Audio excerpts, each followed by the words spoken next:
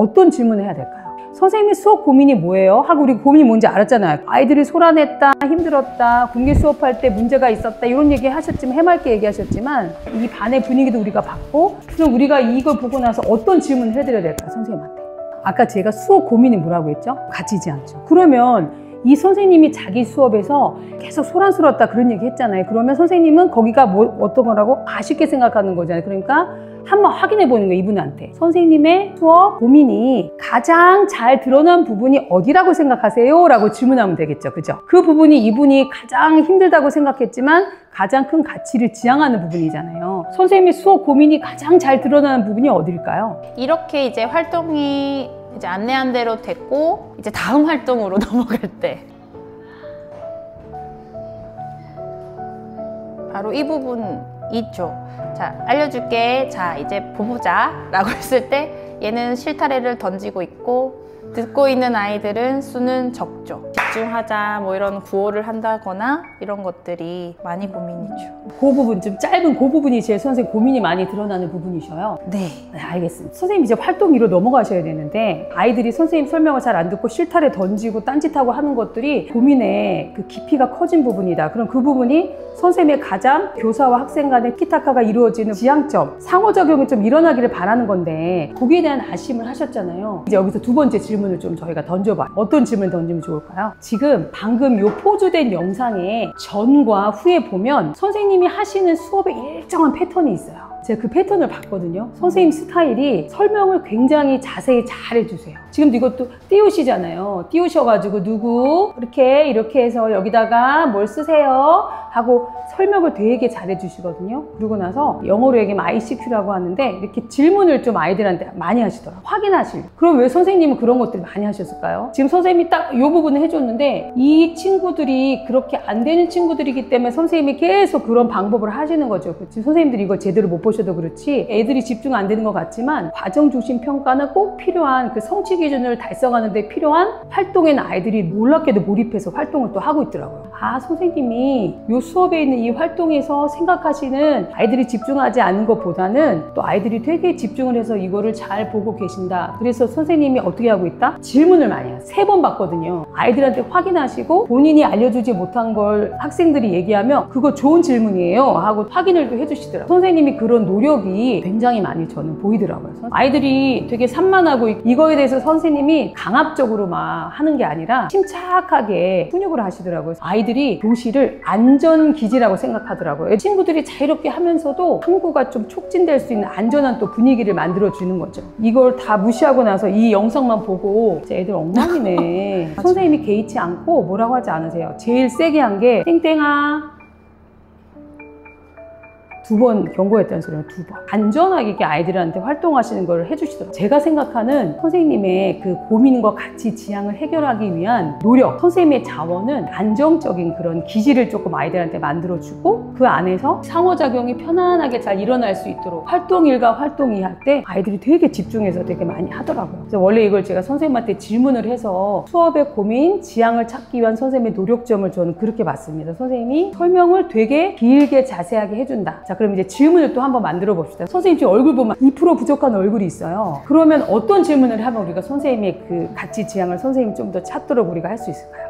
질문을 저희가 오늘 만드셔야 돼요. 수업 코칭에서도 질문이 중요합니다. 설명도 되게 많이 하시고 아이들한테 질문도 많이 하시고 그런 것들을 봤는데 그럼에도 불구하고 선생님이 가장 좀 아쉽다고 생각하는 부분 이걸 내가 조금 바꿔보고 싶다 하는 부분이 있을까요? 친구들이 올린 패들렛에 이걸 보고 어떤 관점에서 보고 글을 무엇을 다는 게 이제 이번 시간에 우리 상호소통의 목적인지를 좀 인지를 시켰어야 되는데 예의 바르게 이 댓글을 달아보세요 얘기를 하니까 아이들도 뭘 봐야 될지 모르고 그냥 신기하면 우와 이렇게 하고 친한 친구한테는 크크크 하고 이게 좀 제일 아쉬운 부분입니다. 선생님 지금 혹시 발견하셨어요? 학생들이 댓글을 달 때 그냥 의미 없이 쓰임새에 놓는 게 아니라 점을 가지고 댓글을 달았으면 좋겠다. 그걸 조금 지도를 못한 게 아쉽다고 하셨잖아요. 수업 고민지에 나왔던 뭐랑 관련이 있는 걸까요?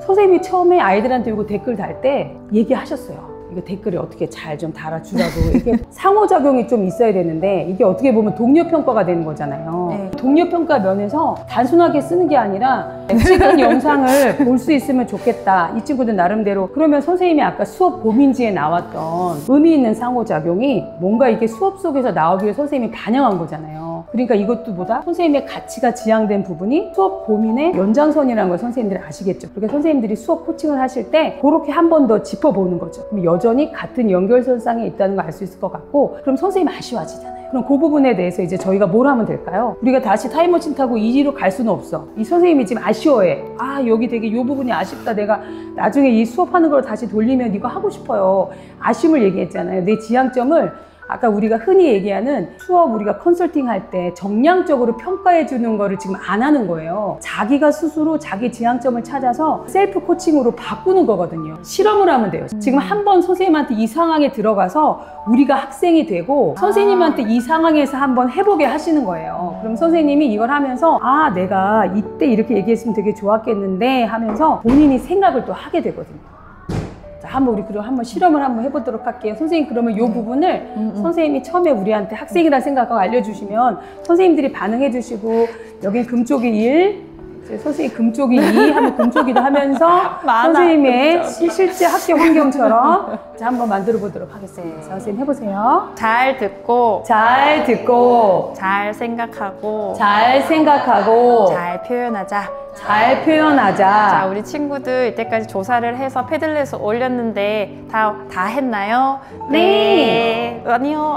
이해 안 했어요. 이해 안 했어요. 자, 그럼 이제 댓글 달기 활동을 할 테니 잘 듣고 어떤 댓글을 달면 좋을지 듣고 활동을 한번 해봅시다. 우리 친구들이 이제 조사하는 물건, 그리고 자기가 들었던 내용, 구글 렌즈를 통해서 알게 된 내용을 학습지에 다 메모를 했을 텐데, 그것을 바탕으로 선생님의 예시를 보면서 이렇게 다 올렸지요. 그러면 여러분들이 다른 친구들의 물건을 보면서 내가 알고 있는 내용이 혹시 있다면 좀 더 여기에 추가를 해주거나, 그리고 내가 몰랐었는데 어떤 점을 알게 됐는지 배운 내용이 있다면 여기에 댓글을 달아주거나, 내가 알고 있고 배운 내용을 적어대는데 힘들다면 친구에게 이렇게 열심히 조사한 내용을 찾아서 그 열심히 한 태도에 대해서 칭찬해주는 댓글도 좋을 것 같아요. 그러면 여러분이 알고 있는 걸 더 댓글을 달거나, 또는 여러분들이 알게 된 내용을 댓글을 달거나, 마지막으로 잘 모르겠으면 칭찬의 댓글 한번 달아볼게요 하고 나서 질문을 한다고 하시는데 잘 안 들으니까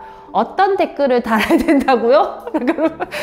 물어보고 친구들에게 어떤 댓글을 달아야 된다고요? 어떤 댓글을 달아야 된다고요?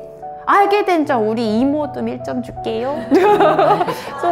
더 알고 싶은 거, 좋아요, 이모듬 1점 줄게요. 너무너무 잘 들었네요. 또 어떤 걸 댓글 달면 좋다고 했죠? 기억이 안 나요? 기억이 안 나서 이때 못 친구들이 들었어요. 그러면 지금부터 선생님이 시간을 줄 때 시작하고, 우리 금쪽이는 덜했던 부분은 마무리해서 친구들과 함께 댓글 달기 활동을 해요. 그럼 지금부터 시작! 선생님이 아까 되게 아쉬워했던 부분이 본인이 상호작용이랑 학생들이 관점을 가지고 하는 걸 바라셨는데 그게 여전히 연장선상에 갔었고, 요걸 하게 되니까 선생님이 알게 됐어요. 근데 우리가 이제 실습 교사다 보니 이렇게 뭐 하는 거 보면 이렇게 좀 단계적으로 좀 더 끊어서 아이들한테 좀 이해할 수 있게 해주면 더 좋았겠다 생각은 들지만, 그것도 조금 선생님이 시간이 조금 있으면 선생님에게 계속 질문을 하면서 더 실험을 해보는 거예요. 그래서 선생님이 좀 더 아이들 알 수 있게 끊어서 얘기할 수 있겠구나 하는 것도 저희가 또 할 수 있거든요. 수업 코칭은 선생님이 실험해보면서 또 다른 방법으로 또 질문을 해서 이렇게 단계적으로 하게 하고, 아까 선생님이 주의 집중 구호를 굉장히 많이 쓰세요. 그게 왜 그럴까요? 경청을 원하시기 때문에 집중하시기 위한 나름대로의 실천 전략이거든요.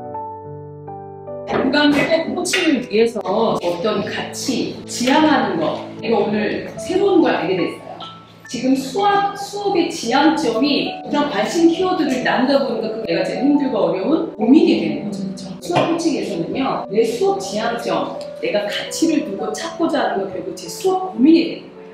그래서 선생님들의 수업 고민이 적으로 수업 활동이나 발화나 질문 모든 것에 다 녹여져 있어요. 어떤 선생님의 수업을 들을 때 수업 고민지를 먼저 보시면 좋아요. 저도 김다현 선생님한테 수업 고민지를 먼저 받았고, 수업을 영상으로 봤거든요. 김다현 선생님의 수업 지향점을 계속 찾아봤어요. 선생님들의 모든 언행과 활동과 학생들을 통제하는 모든 생활지도 속에 다 관련이 있고, 그래서 본인의 수업 관심 키워드를 포스트잇에다가 이미지 스티커 만들어가지고 계속 바꾸면서 얘기했잖아요. 근데 그림이 바뀌어도 선생님의 고민을 이 그림 속에다 투영해서 계속 말하는 거를 할 수 있으셨죠. 우리가 이걸 왜 했을까요? 수업을 보실 때 다양한 수업의 장에서 뭔가가 바뀌더라도 그 사람의 수업의 지향점을 계속 쫓아갈 수 있다는 걸, 이 사람이 그것에 도달하고 싶어 하는구나 하는 것들을 여러분들이 깨닫는 순간 그분의 수업 코칭에서 지향점을 찾을 수가 있는 거죠. 그래서 수업에서 가장 고민이 되었던 거, 수업 전에서 어떤 것들에 관련해서 가장 고민되었어요. 수업 후에 또 자기의 또 생각을 좀 제가 좀 찾아봤거든요. 수업을 이렇게 코칭하실 때도 공감적인 대화를 하셔야 되잖아요. 선생님은 뭐뭐를 중요하게 생각하시네요. 어떠한 부분이 어떤 마음이 느껴져요. 이렇게 얘기하시면 코칭 같은 거 할 때 교육 실습 우리 선생님들한테도 너무 정량적으로 어떤 부분이 문제가 있다고 다 낱낱이 얘기해주면 되게 의기소침해질 수가 있거든요. 그래서 그 선생님의 힘든 부분에 대해서도 선생님이 이렇게 이런 마음이 느껴지네요. 그리고 오늘 수업 마이크로 티칭 할 때도 우리 교수 활동, 학생들의 학습, 교수-학생 상호작용, 관계, 규칙, 질서, 경계가 다 관련이 있는데, 아까 제가 말씀드렸던 거, 이 모든 수업의 장 이론이 뭐랑 관련이 있다? 선생님이 이루고자 하는 수업의 지향점, 가장 중요하게 생각하는 것과 관련이 있다.